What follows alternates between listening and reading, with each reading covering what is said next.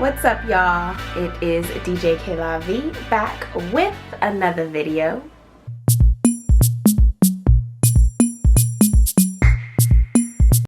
So this video is gonna be a story time video. I just recently did a video on DJs versus alcohol. This is it right here. But yes, you can find that video linked below in the description. Check it out. Tell me what you think.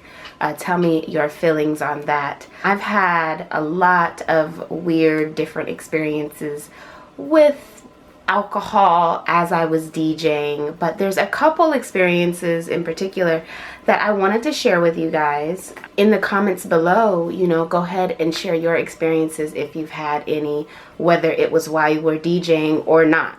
Anyways, let me get to my story. I actually have a couple, but let me start with this one. I was DJing, or I was asked to DJ a house party. And I don't really do house parties that much, but it was, you know, whatever. It wasn't going to be anything too crazy to my understanding. I really didn't know the people too well. I showed up with my equipment. I was DJing. Everything was cool. Everyone was real nice. And, you know, throughout the duration of the night, the host kept offering me, like, I think Hennessy or something. It was some dark liquor. I was like, okay, you know, I'll sip on it. So I was sipping on it. And mind you, I didn't go with any, like, friend or anybody of mine. Like, I just was there at the party DJing, and I was like, cool, you know, I know some people, you know, kind of, so I'll be okay. As the night goes on, you know, I'm not feeling tipsy or anything. Like, I was kind of sipping, you know, sipping, and the host would come back around every once in a while and kind of like fill me back up again. And I didn't stop him, but I also wasn't gonna be like guzzling the drink either. So I was just like, oh, you know, I'm not gonna be really affected by it. Like, I'll get like a little buzz. But no, about maybe 30 minutes coming up on the end of the set, the end of when I was supposed to stop DJing, I really started feeling it. The alcohol just hit me. It just hit me. And I remember like the last maybe like 10 minutes, I was really struggling to get through the set. I could just feel it taking me over. So by the time the last song came, like, I was just done. I couldn't even like pack up my equipment. Like, I just was like, I need to go outside. So I like walked outside to the backyard, and you know, there was a bunch of people in the backyard, and I just like sat down and I told someone, I was like, man, I'm feeling so drunk. So I just like sat down like on the concrete, like, and I was like leaning over onto the grass, like, you know, hoping to like throw up or something, but it just wasn't like, I don't remember really throwing up or anything, but I do remember just getting so drunk, you know, so out of it, that finally somebody carried me from the backyard into like a room in the house. And I remember being carried through the crowd, and someone was like, is that the DJ? Is that the DJ? Is she drunk? That's the DJ. Hey, DJ.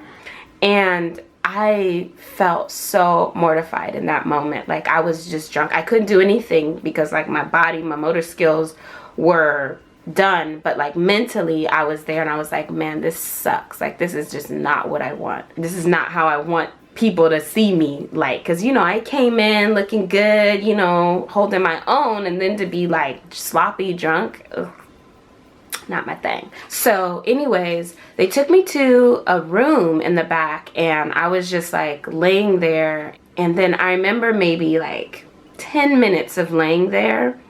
Nobody was in the room with me, but the door opens and somebody comes in, and it was a guy. I didn't know who it was. I kind of have an inkling of who it could be, but I have no idea. I have no way of confirming that. But they came in the room, and they started to like, you know, fill me up and, you know, getting kind of close to me and talking. And I was like, I remember just pushing them away. I was like, get off of me, like, go away, like, no, I don't, like, get away, get out. Because I knew, since I was still mentally there, I was like, I knew I was in a vulnerable state, and I knew like I couldn't really do much. So I was just like, get out, get away. And they left. Luckily, they left and didn't come back. I just remember, you know, pretty much just laying there. Honestly, I don't remember too much after that. I mean, I know that I was okay. I know that I think I slept it off for a while, and then I got up and like left and went home. And I think I had even like went to the bathroom at some point and kind of like threw it up. You know, when you throw up, fortunately, like you start feeling better immediately, and then you like guzzle water. It's kind of like clearing it out of your system. So yeah, I think I'm pretty sure that's what happened. I kind of like felt better after maybe like an hour or two of just being in that room, and I got up and I left. Oh, but I do remember being in the room and hearing people DJing on my DJ equipment still. They were still playing music. I wasn't able to shut my equipment down or anything. I was too drunk to even stop it. And I hated that. I was like, oh my gosh, I can't do anything. Like, I have no control over my body. Like, I can't even get up and tell these people to get off of my equipment. So I was afraid by the time I came to that my stuff would be stolen. But thankfully, it was still there, and I was able to get it and go. So that was pretty much that story. But I remember just waking up the next day, you know, once I came back home and slept it off, and just feeling so embarrassed about everything. Like, and I told my mom, and like she was just like, you cannot allow yourself to do that again. And I think that was one of the last time that I really got like drunk like that while DJing. And I think I probably just declined on the whole getting drunk and drinking thing really after that event, period. But I also want to tell you another story that happened. This was actually before I was a DJ, but I was heavy into like the music scene. This is when I was still living in Los Angeles. I was in the clubs a lot, and I was real good friends with this promoter who promoted a lot of popular parties at the time. I remember he invited me back to his house, and he made me a drink. And I didn't think anything of it because he was my friend and nothing weird had ever happened before. But he made me a drink, and I feel like I drank no more than like 3 sips, maybe even 2 sips of the drink, and I was smashed. I don't really remember too much from the night at all, which leads me to think that he might have spiked my drink. I just remember having flashes of the night throughout the night. It's really hard for me to discuss because there was things happening that I would have never agreed to. I would have never been okay with. And I remember waking up in the morning, or not even necessarily waking up, but just coming to early in the morning and just like grabbing my stuff and leaving. I just left. And I remember just driving back still like kind of like zonked out of my mind, but I was still able to like see. I could still function, but it was just like, what just happened to me? Like, what just happened? Like, did I just get raped? Like it took me a minute to really even accept that. I didn't know what to call that. Like, I didn't know what really just happened. But I remember I brought it up to him sometime later, and you know, he denied it, of course. He made it seem like I was crazy, but I never dealt with that person again. Like, he was no longer my friend, and he didn't even try, because I think he knew what happened. which I still really don't even know what happened. I don't know.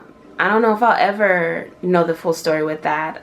It's even hard to even think of what it could be.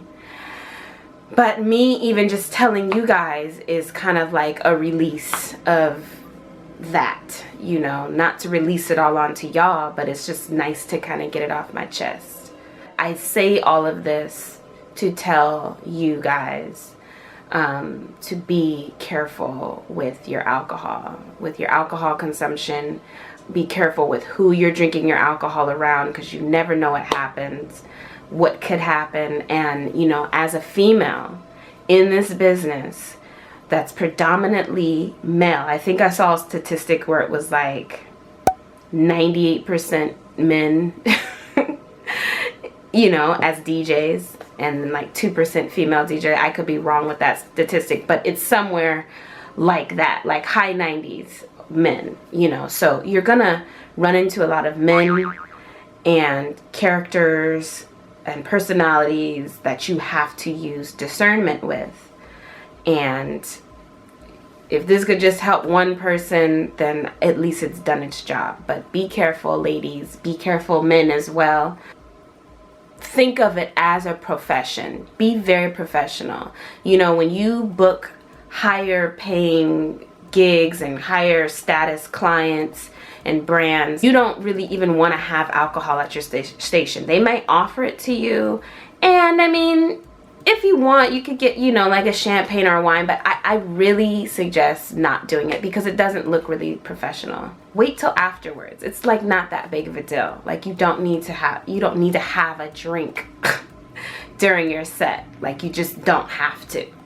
Sometimes it's like, do you want to look professional and continue to keep getting booked, or do you want to just have this fun, good party time while you're there, and then everybody's talking behind your back like they're not professional, and you find out after the gig that they never want to book you again, and that they might have told your agent or your booking person that they don't want to have you back because you were just so bent on getting drinks all night and you could barely get through your DJ sets.